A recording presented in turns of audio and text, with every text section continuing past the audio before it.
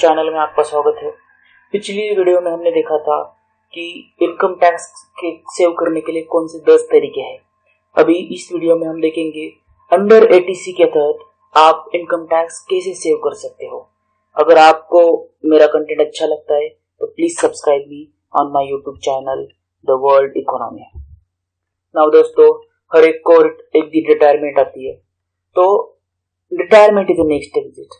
Now for that case आपको save भी करना है और लाइफ में स्पेंड भी करना है।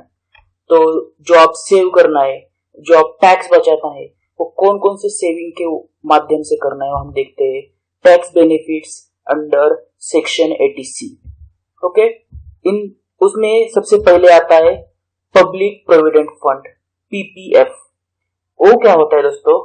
PPF is a deposit scheme run by central government, जो सेंट्रल गवर्नमेंट चलाता है।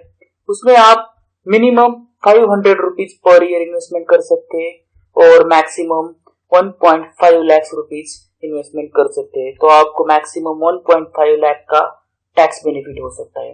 उसमें रिस्क हम देखते हैं दोस्तों, ये बहुत कंप्लीटली सेफ है। इसमें कोई रिस्क नहीं है, कोई मार्केट रिस्क नहीं है और आपका जो प्रिंसिपल लॉस इसमें कभी नहीं होगा। रिटर्न्स जो है पिछले साल तक 8.7 8.8 तक थे। इस साल से गवर्नमेंट ने पीपीएफ का इंटरेस्ट रेट 8.1%, वो भी कंपाउंड ईयरली।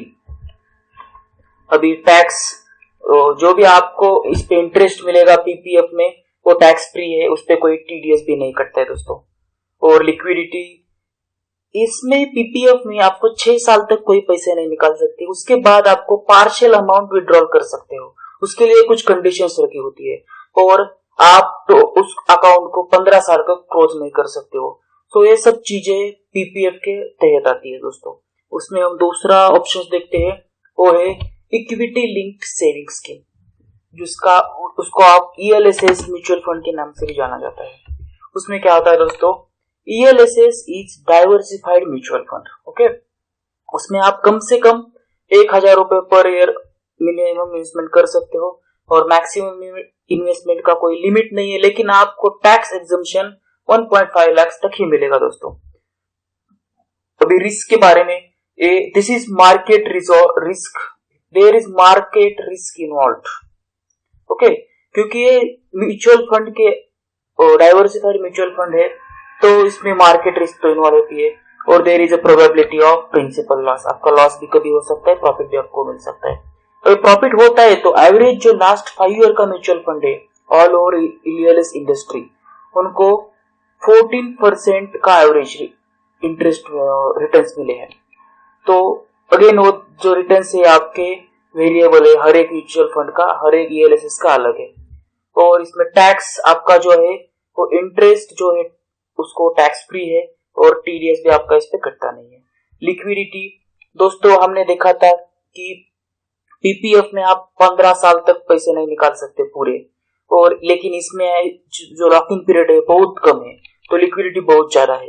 तो इस लॉकिंग पीरियड जो है वो 3 इयर्स का सिर्फ है और 3 इयर्स के बाद आपके पूरे पैसे आपको वापस मिल सकते हैं या फिर आगे दोबारा आप उसमें ELSS में इन्वेस्ट कर सकते हो। तीसरा आता है दोस्तों सुकन्या समृद्धि निधि। ये जो केस है वो सिर्फ जो लड़कियां, जो वेलफेयर गर्ल चाइल्ड है, इट इज स्पेशली अकाउंट और it is a special account specially for welfare of girl child, and the minimum investment here is 1000 rupees, maximum आप 1.5 लाख रुपए तक की इन्वेस्टमेंट कर सकते हो। ये भी प्रोडक्ट बहुत कंप्लीटली सेफ है दोस्तों, यहाँ पे कुछ लॉस नहीं होने वाला है आपका। इसका रिटर्न्स जो है वो फिक्स्ड होते हैं, अभी इस साल वो 8.6% का उसका रिटर्न्स चल रहे हैं। देन टैक्स जो है वो इंटरेस्ट फ्री है, टीडीएस पे आपका कटता नहीं है। लिक्विडिटी, लेकिन इसकी जो लॉक इन पीरियड है वो है 14 इयर्स, तो 14 साल के बाद ही आप उसके पैसे निकाल सकते हो। उसके बाद आता है EPF दोस्तों ऐसा एक माध्यम है जो आपका एम्प्लॉई है वो आपके पेमेंट से ही कट कर लेते हैं। उसमें आपका जो मिनिमम इन्वेस्टमेंट है जनरली वो 10% या 12% ऑफ बेसिक रहता है, लेकिन वो depends on your employment terms, and for maximum investment no limit. Then risk, it is a completely safe product, no probability of principal loss. Return इस साल जो ईपीएफ के रिटर्न है वो 8.65% है। टैक्स तो दोस्तों इस पे कोई कटता नहीं, इंटरेस्ट आपका टैक्स फ्री है, टीडीएस आपका कटता नहीं। लिक्विडिटी इस पे आप partial amount before retirement withdrawal कर सकते हो, लेकिन जो आपका टोटल अमाउंट है आइदर आप रिजाइन करने के बाद या फिर रिटायरमेंट लेने के बाद ही आपको पूरा अमाउंट मिलता है। देन है लाइफ इंश्योरेंस पॉलिसी, उसमें जो आपकी एंडोमेंट पॉलिसी या टर्म इंश्योरेंस पॉलिसी होती है वो पॉलिसी यहाँ पे कवर होती है दोस्तों। Again minimum investment as per policy जो वेरीज होता है 100 रुपए से आगे। मैक्सिमम इन्वेस्टमेंट आपको टैक्स एग्जम्पशन है 1.5 लाख रुपए का।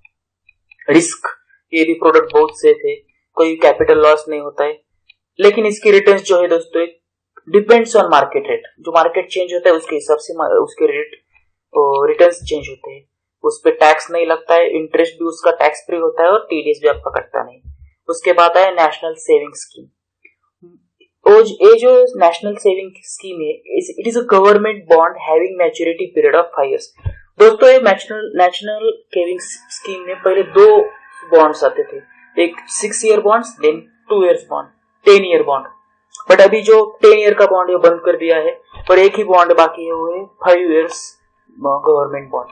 उसमें आपका मिनिमम इन्वेस्टमेंट है 1000 rupees per year and maximum investment है वो आपका टैक्स एग्जम्पशन 1.5 लाख रुपए का। रिस्क कंप्लीटली सेफ है, no probability of loss. Returns जो है अभी 5 साल के लिए आपको 8.8% की रिटर्न्स मिल रहे हैं और टैक्स जो है आपका और इंटरेस्ट जो है उस पे वो टैक्स फ्री है, टीडीएस कटता नहीं है दोस्तों। लिक्विडिटी यहाँ पे आप 5 साल तक उसको पैसे नहीं निकाल सके, उसके बाद आपके पैसे निकाल सकते हो। देन है ULIP, unit linked insurance plan. नाम में सब लिखा है दोस्तों यूलिप, ये investment plan with life insurance. इसमें दोनों कवर होते हैं, आपकी इन्वेस्टमेंट प्लान भी आता है और लाइफ इंश्योरेंस भी कवर होता है। उसका मिनिमम इन्वेस्टमेंट है 100 rupees per year and maximum 1.5 lakhs per year. Then risk, यहाँ पे प्रोबेबिलिटी ऑफ कैपिटल लॉस, क्योंकि ये मार्केट से रिलेटेड प्रोडक्ट है। Then returns depends on market condition again. Tax जो है यहाँ पे दोस्तों एक बात समझ लेनी चाहिए, जो भी आपका इंटरेस्ट मिलेगा वो at the time of maturity taxable होगा। जो भी आपको सपोज जितना भी आपको इंटरेस्ट मिलता है उस समय आप जो भी टैक्स स्लैब में आते हैं उतना टैक्स पे करना पड़ेगा, उसमें टीडीएस कोई कटता नहीं। और लिक्विडिटी लॉकिंग पीरियड उसका है 5 साल। तो इतने सारे ऑप्शन है, PPF, ELSS, Sukanya Samriddhi Nidhi, EPF, national saving scheme, LIC and ULIP. So ये सारे ऑप्शन है दोस्तों जिसके तहत आप ज्यादा सेविंग कर सकते हो, तो भी आपकी रिटायरमेंट के बाद बहुत ज्यादा आप अच्छे से रह सकते हो। थैंक यू दोस्तों। अगर आपको मेरा वीडियो अच्छा लगे तो